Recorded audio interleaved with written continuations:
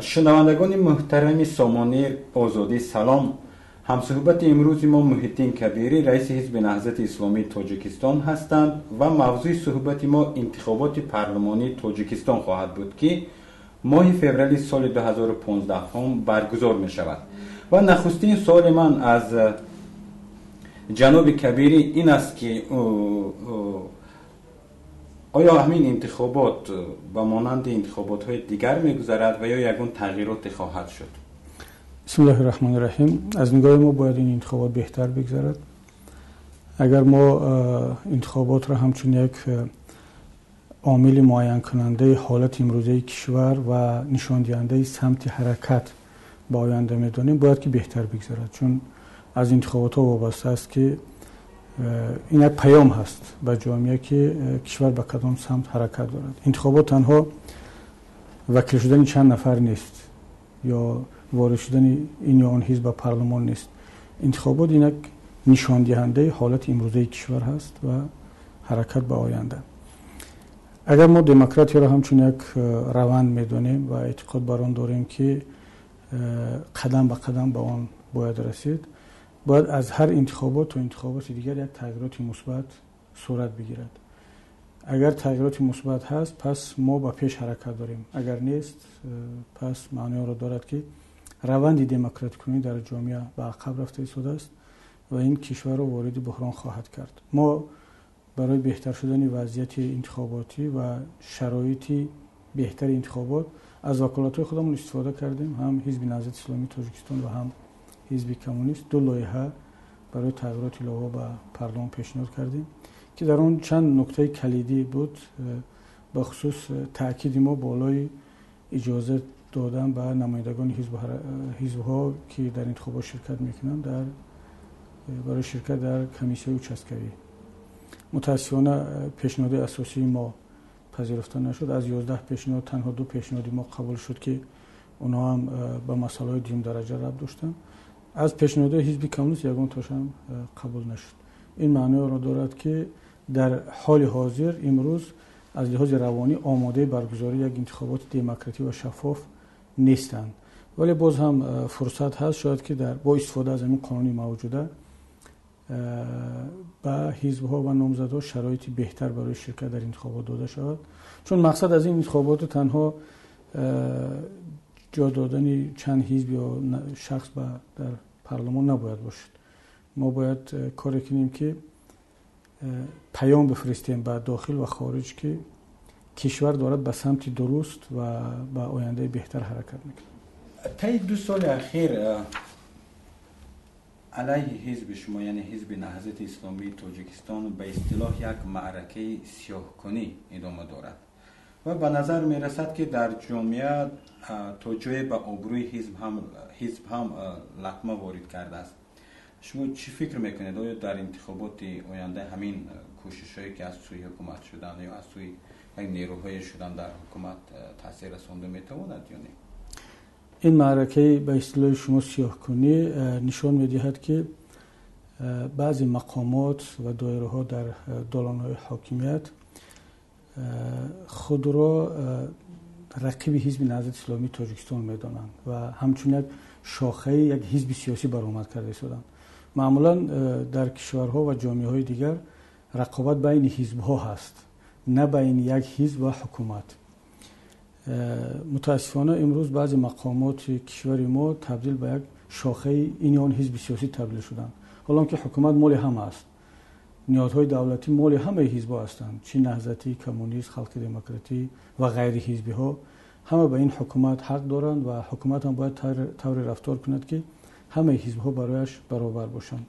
ولی متاسفانه هنوز هم در ما مفهوم دولت و فلسفه حکومتداری را بسیاری ها درست درک نکردن و یک برداشت خیلی هم غلط و ناقص از دولتداری هست، به این معنا که بعضی ها فکر میکنن که اگر شما در قدرت هستید باید با استفاده از امکانیت ها و وسیله های دولتی کار کنید که رقیبان شما ضعیف شوند و آنها را تهدید میکنن، فشار میارن، حتی مالکیت خصوصی را هم میگیرن و با این عملهاشون نشان میدهند که اگر حزب دیگر هم سر قدرت آمد عینا باید همین رفتار رو کند و نسبت کسانی که امروز در حاکمیت هستند باید از همین وسیله استفاده برد. حالا که فلسفه دولتداری و حکومتداری به خصوص دولتداری معاصر این نیست، چون یک حزب امروز در قدرت است فردا میتونه در اپوزیسیون باشد، امروز در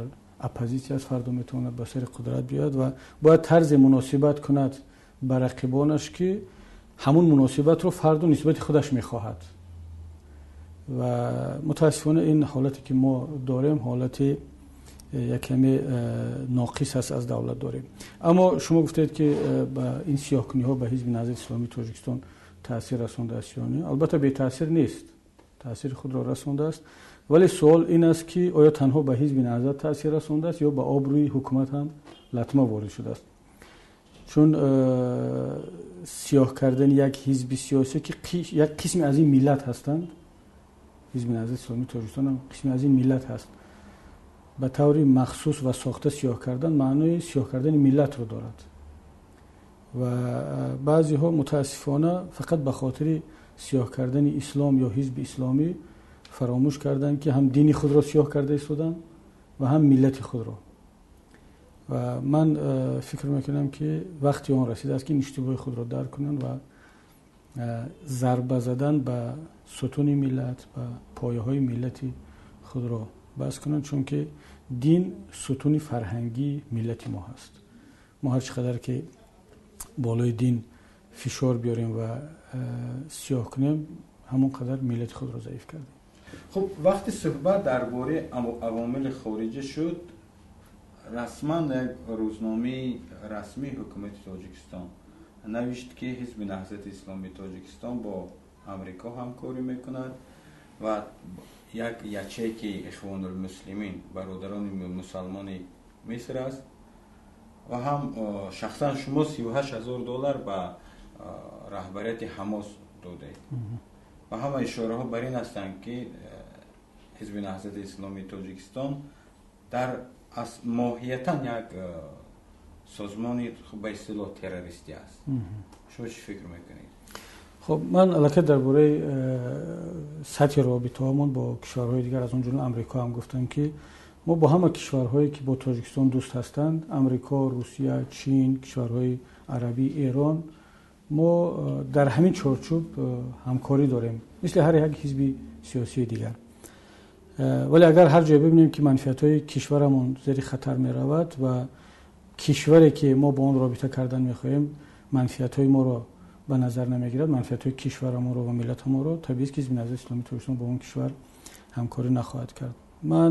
شما تصور کنید که در 3 سال یک سفر به آمریکا داشتم، اونم با دعوت دانشگاه برای یک سخنرانی در دانشگاه. آیا این نشانه همکاری جدی ما با آمریکا است؟ حالا که صدها و هزارها نمایندگان دیگر حزب و حرکت‌ها و مقامات دولتی هر روز به آمریکا سفر دارن، در اونجا تمرین می‌بینن، دوره می‌گیرن، پول می‌گیرن از اونجا. نهضت اسلامی تاجیکستان که همگی در 3 سال یک سفر کرده است، چگونه میتواند همکاری آمریکا باشد؟ در صورتی که ما رو هم متهم میکنن هم با همکاری با آمریکا، هم با اخوان المسلمین، هم با حماس، که آمریکا خودش یکی از نیروهایی هست که نه با حماس همکاری دارد و نه با اخوان المسلمین، برعکس با دایره‌های ضد اخوان المسلمین و حماس کمک میکند. برای مثال شما تصور کنید که در مناسبت با حماس و اسرائیل، آمریکا با اسرائیل است. چگونه ما میتونیم هم بین حماس و اخوان المسلمین و آمریکا جمع کنیم؟ این تناقض دارد. ولی کسانی که ما را تهمت کردن میشن فقط برای اونها مهم است که نهضت رو سیاه کنند و اگر امروز ما رو با همکاری با امریکا متهم میکنن، فردا اگر منفعتشون تقاضا کند ما رو با همکاری با ایران متهم میکنن، با روسیه میکنن، با حماس، با هر کسی دیگر. برای اینو هدف سیاه کردن نهضت است، واقعیت ها نیست. واقعیت ها اون است که ما با همه حزب و حرکت‌هایی که ارزش محور هستند برای عدالت مبارزه میبرند ما همکاری میکنیم. سوال شما درباره حماس که ما چه ارتباط داریم؟ حماس یک حرکتی اسلامی عدالتخواه هست، مبارز هست، برای آزادی ملتش تلاش میکنه. چرا ما با اونها همکاری نکنیم و از اونها پشتیبانی نکنیم؟ و اگر تصور کنید که یک کشور مثل اسرائیل با ملت ما هجوم کند، سرزمین‌های ما رو بگیرد، هر وطن دوست چی موقع باید بگیرد؟ با اشغالگر سازش کند یا اینکه علیه اون مبارزه برد؟ درباره کمک ما به غزه یا به حماس، ما به حماس کمک نکردیم. ما در اون جنگ اولی غزه که چند سال پیش بود، برادران جمع شدن، مبلغ $32,000 جمع آوری شد و از طریق یکی از سازمان‌های خیریه ترکی که در اونجا شعبه داشت، ما این کمک رو برای مردمی اذیت کشیده غزه فرستادیم و آنها 3 واریانت پیشنهاد کردن، گفتن یا برای مواد خوراکه یا لباسه یا اینکه یکی از بناهایی که از بمبارانی‌های اسرائیل خراب شده است تعمیر اون استفاده شد. ما گفتیم همچون صدقه جاریه باشد، یکی از که هم پول ما هم میرسید، تعمیر یکی از درمانگاه‌ها و اصطلاح پلیکلینیک‌های در غزه انتخاب کرده شد که خوشبختانه بعد از اون که تعمیر کردن به ما خبر دادن که یک لوحه یا تخته در بینای اون آویزان کرده شده است که این بینای پلیکلینیکا با مبلغ تاجیکان تعمیر کرده شده است که من فکر میکنم یک فخر ما تاجیکان باید باشد که با وجود مشکلاتی که در داخل داره در غزه مجروح یک توانستیم یک نشانه از تاجیکان در اونجا با وجود بیاریم. تنها ما با رهبریت حماس این معلومات را رساندیم که برادران تاجیک شما برای مردم غزه کمک خیریه $32,000 فرستادند. این هیچ ربط به حماس ندارد و هیچ کمکی به حماس هم کرده نشده است.